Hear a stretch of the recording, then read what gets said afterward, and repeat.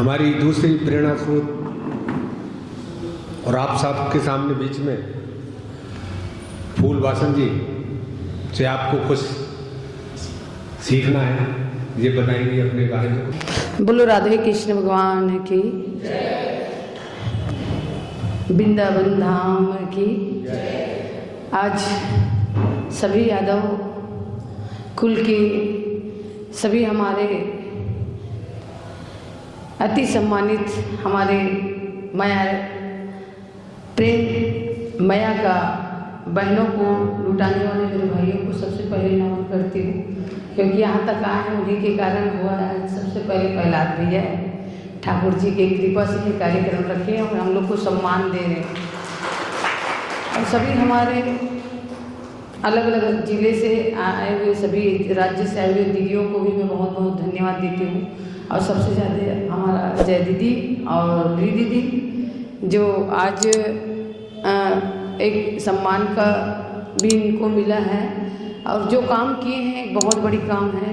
लेकिन मैं इनसे बहुत छोटी हूँ। मेरे को सबसे बड़ी बात कहती हूँ कि मेरे को पढ़ना लिखना नहीं आता, बस ज़िंदगी को बढ़ना आया है ठाकुर जी राधा रानी की कृपा से। कभी सोची नहीं थी कि कुछ कर सकूं, लेकिन हमारे साथ हमारे माता पिता बैठे हैं ना, तो बिना पढ़े लिखे को भी वो प्रधानमंत्री और राष्ट्रपति के साथ बैठा देते हैं। कृपा इनका है, नाम हमारा चलता है।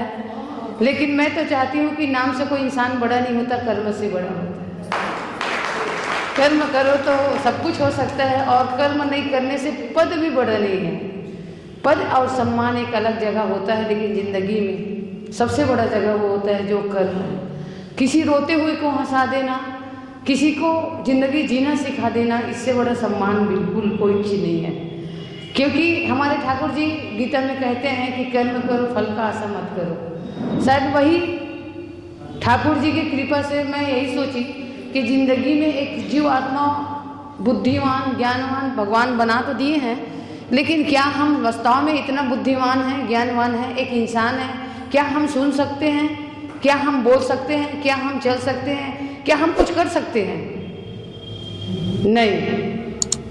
हमारे से भी अच्छा बहुत सारे ऐसे जीव आत्मा हैं, वो काम करते हैं। हमसे ज़्यादा एक वृक्षारोपण पर्यावरण कल हमारा पदयात्रा होगा। एक हम पेड़ है, वो पेड़ से भी हमको बहुत कुछ सीखने की ज़रूरत है। वो पेड़ जड़ में पानी हम लोग के रोकता है, फल देता है, फूल देता है और ऑक्सीजन देता है। वो ऑक्सीजन नहीं देगा तो फिर हम लोग जीवित नहीं रहेंगे। सोचिए, निस्वार्थ सेवा। आज के हम सब लोग हैं स्वार्थ से ज़िंदगी जीते, बिना पहले के लोग निस्वार्थ ज़िंदगी जीते थे। आज तो बिना स्वार्थ के कुछ होता नहीं। सबसे पहले हमको पद चाहिए, हमको पैसा चाहिए। पहला हमारा सम्मान आता है कि लालच। लालच को त्याग कर देंगे ना तो ज़िंदगी में वो सम्मान, बड़ा बड़ा सम्मान मिलेगा। दूसरा है समय नहीं है। जितना समय अपने परिवार को देते हैं, क्या हम समाज को भी कुछ समय दे सकें? क्योंकि समय से बड़ा बलवान कुछ नहीं होता। आप समय में, आज का दिन कभी ज़िंदगी में आने वाला नहीं है। समय का भी हमको जितना ज़्यादा उपयोग करना चाहिए, क्योंकि ये आत्मा है और कब हमको इस शरीर से नाशवान होके हमको बाहर निकलना है, सबको पता है। उसके बाद भी हम समय देखने की, बच्चे हैं, परिवार है, ड्यूटी है, काम करना है।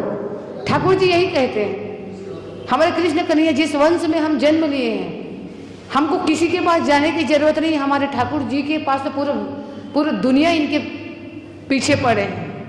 राधा राधा कृष्ण कृष्ण, राधा राधा कृष्ण कृष्ण। हम इतने सौभाग्यवान हैं कि हमारे इष्ट देव हमारे कृष्ण जी हैं, राधा जी। इससे बड़ा और क्या हो सकता है? इससे बड़ा सम्मान और क्या हो सकता है? क्या हम इस काम में आगे बढ़ सकते हैं? मैं कभी ये सोची नहीं थी। मेरे को पढ़ना नहीं आया, सही बताती हूँ, न लिखना नहीं आया।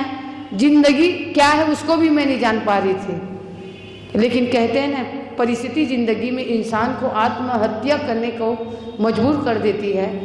अन्यथा एक परिस्थिति ऐसे आता है जो जिंदगी में, जो आत्महत्या करते करते एक नया इतिहास रच सकता है। अब वो है अपने में, मन में दृढ़ इच्छा शक्ति, लगन और खुद के प्रति विश्वास। सबसे पहले परिवार आता है, समाज, परिवार, पड़ोसी आता है, बेटा बेटी आते हैं, घर आता है। ये क्यों? ये क्यों आता है? जब काम करना है तो हमारा एक लक्ष्य होना चाहिए। जब तक अपने लक्ष्य से भटकते हैं तो हमारा सबसे पहले हम लोग माया में फंसते हैं।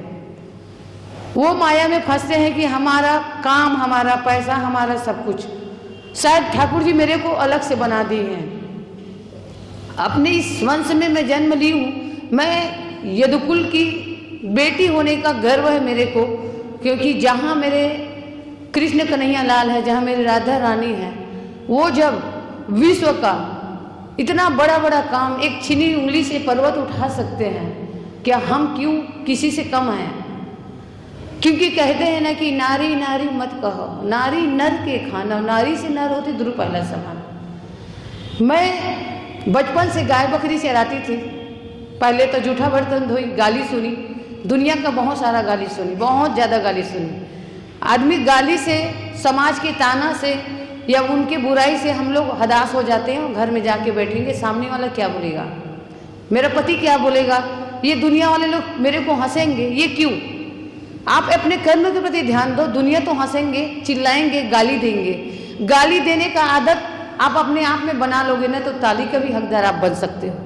बिना गाली का इंसान कभी, बिना संघर्ष से इंसान कभी आगे बढ़ नहीं सकता। मैं कभी नहीं सोची थी कि राष्ट्रपति के साथ या प्रधानमंत्री के साथ बैठूंगी, खाऊंगी, देश विदेश में एक नाम होगा। कभी ना, मैं अभी भी नहीं सोचती। ये पद्मश्री सम्मान, कई सम्मान, बहुत सारा, मेरे को गिनती भी नहीं आता। 186-87 तो नेशनल ऐसे अवार्ड है जिसमें माता रानी की कृपा, राधा रानी की कृपा से, और कई हजार ऐसे अवार्ड है जिसका कोई सोच नहीं सकता। कई करोड़ों रुपया पैसा मिला। कौन बनेगा करोड़पति? सदी के महानायक अमिताभ बच्चन जी के साथ सामने में बैठा दिए। मेरे को तो पढ़ना लिखना आता नहीं। अब वो जब आए तो मैं 2 बजे उठ के ही चालीसा शुरू कर दी, भगवान को याद की कि भगवान ये मेरा जो मैं यहाँ मेरे को बैठा ले ना, मेरा अपमान नहीं है, आपका अपना अपमान है। मेरे जैसे अनपढ़ गंवार को आप इतने बड़े हस्ती के पास बैठा रहे हो ना, मैं कुछ नहीं जानती। मेरे को पुस्तक ढंग से पढ़ नहीं पाती हूँ, ना बोल नहीं पाती हूँ, ना मैं कुछ प्रश्न उत्तर मेरे को नहीं मालूम। आप मेरे को इतने बड़े हार से पूरी दुनिया का इतना बड़ा कौन बनेगा करोड़पति में बैठा दिए, मेरे को नहीं मालूम।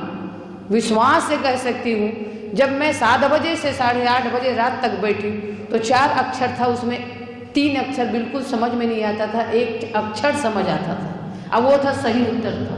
मेरे को 4 लाइफ लाइन लेने की कोई ज़रूरत ही नहीं था।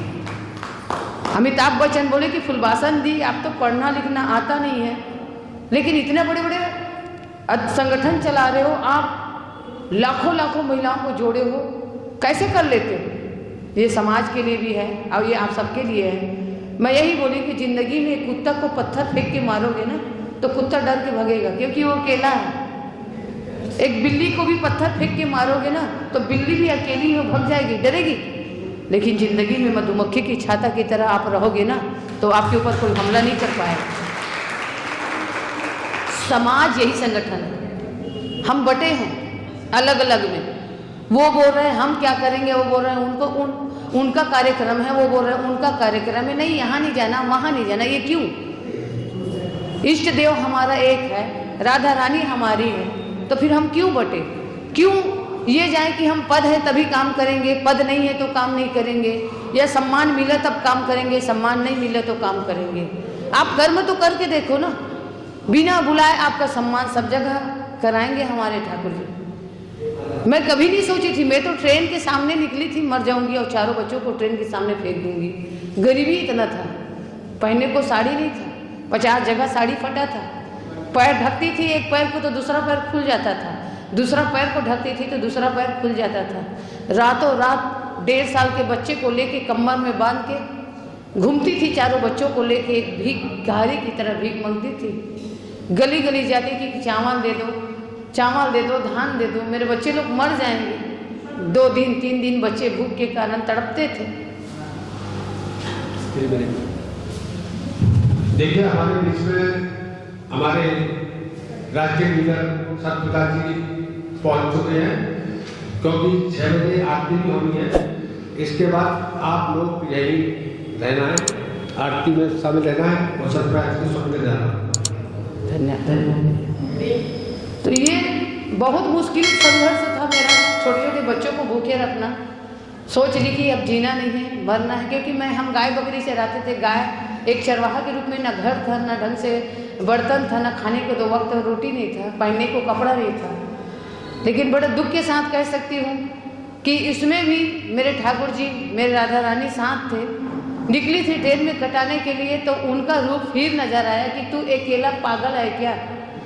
तू मरने के लिए निकली है, तेरे जैसे 1000 गरीब रोड में पड़े। आज तू मर जा, बच्चे को मार दे, लेकिन दुनिया में तेरे जैसे 1000 बच्चे लोग मरेंगे और हर माँ मरेगी। जीना है तो समाज के लिए जी, अब कुछ अच्छा काम करके जी। बच्चों लोग को गोद में लेके आई, अब लेके 2 मुट्ठी चावल 2 रुपये पैसे से शुरू की। बहुत बड़ा कहानी यूट्यूब गूगल में देख सकते हो।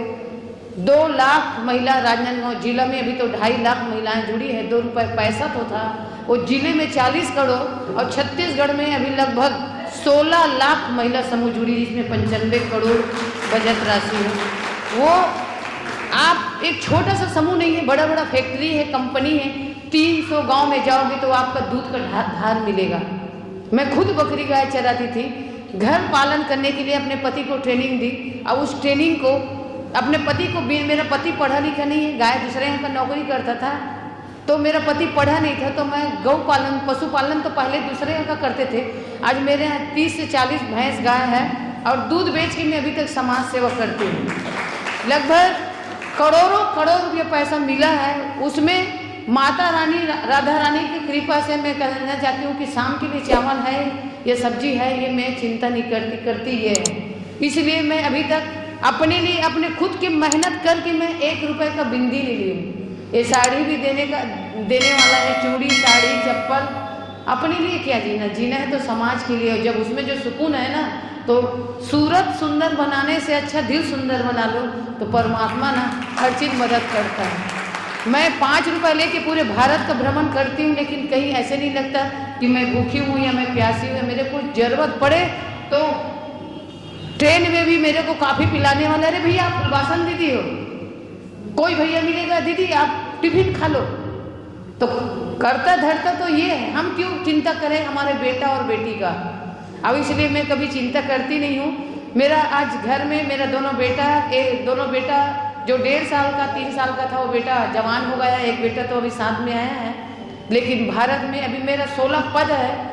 IIT IIM में बोर्ड ऑफ डायरेक्टर में हूँ, 16 योजना में हूँ, ब्रांड एम्बेसडर कई जगह में हूँ। जन सुरक्षा से लेके ब्रांड एम्बेसडर से लेके अटल आवास जो मिलता है भारत सरकार के द्वारा भी हूँ, बहुत सारा है। लेकिन गाड़ी, बंगला, मोटर, पुलिस सब मिला है, फोटो कॉल सब मिलता है। लेकिन सबको छोड़ के शेरनी की तरह अपने छत्तीसगढ़ भी नहीं, पूरे भारत में लगभग 16 राज्य में, जिसको राष्ट्रीय आजीविका मिशन बिहान बोलते हैं, भारत सरकार के साथ भी प्लानिंग करती हूँ। सरकार में राशन दुकान से लेके गरीबों को लेके और नशा मुक्ति के लिए एक ट्रक शराब को आग लगा देते हैं, बाद में पुलिस को बुलाते हैं। गुलाबी गैंग आप सुने होंगे, तो हमारा लकड़ी लेके सीटी बजा के काम करते हैं।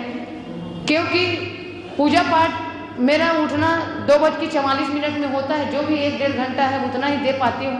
भगवान को मैं समय नहीं दे पाती, लेकिन मेरे मन से थोड़ा भी नहीं हट सकते। मैं 2:44 से लेके वही 11 से 12 बजे रात तक समाज सेवा में लगे रहती हूँ। क्योंकि रोते हुए को हंसा देना, जिंदगी जीना है तो सिखा देना, इससे बड़ा कोई सम्मान नहीं है। समय बहुत कम है क्योंकि आरती का समय है। यूट्यूब गूगल में देखते हो। आज जो सम्मान मिला, आप सभी मेरे अखिल भारतीय यादव महासभा उत्तर प्रदेश के सभी मेरी बहनों भाइयों को तहे दिल से धन्यवाद देती हूँ। इस सम्मान को मैं स्वीकार करती हूँ। लेकिन आज आप सबसे ये भी कहना चाहती हूँ कि सम्मान मैं तो लेती हूँ, लेकिन मेरे जो बहनें हैं, इतने सारी बहनें हैं काम कर रही हैं, वो बहनों को आगे बढ़ाने के लिए मैं अपना सम्मान, हमारे बीच में मुंबई से आई है मनोरमा यादव, उनको सम्मान करना चाहती हूँ आप लोग के सहयोग से। क्योंकि हमको बहनों को सम्मान देना बहुत ज़रूरी है। हमारा सम्मान आप बुलाए, खाना खिलाए, हर चीज़ हमारा सम्मान किए, तो इसके लिए मैं आप लोग को तहे दिल से धन्यवाद देती हूँ। क्योंकि हम अपना सम्मान हम सभी बहनों को देते जाएंगे, तभी हमारा समाज आगे बढ़ेगा। कुछ यादव समाज के लिए, सभी दीदियों के लिए कहती हूँ कि पद बहुत बड़ा नहीं होता मेरे बहनों, जड़ को पकड़ो, हर गांव में जितने भी यादव है आर्थिक मजबूत हो जाए। आर्थिक मजबूत पहले करना है, जनसंख्या गिनती लगाना है, शिक्षा में काम करना है और साथ साथ में रोजगार में काम करना है। समाज में भी बहुत सारे धर्म परिवर्तन हो रहा है, उसके प्रति भी काम करना है। जितने आप पद में हो, चाहे राज्य में हो, जिला में हो, तो आपके जिले में एक भी गांव नहीं छूटना चाहिए।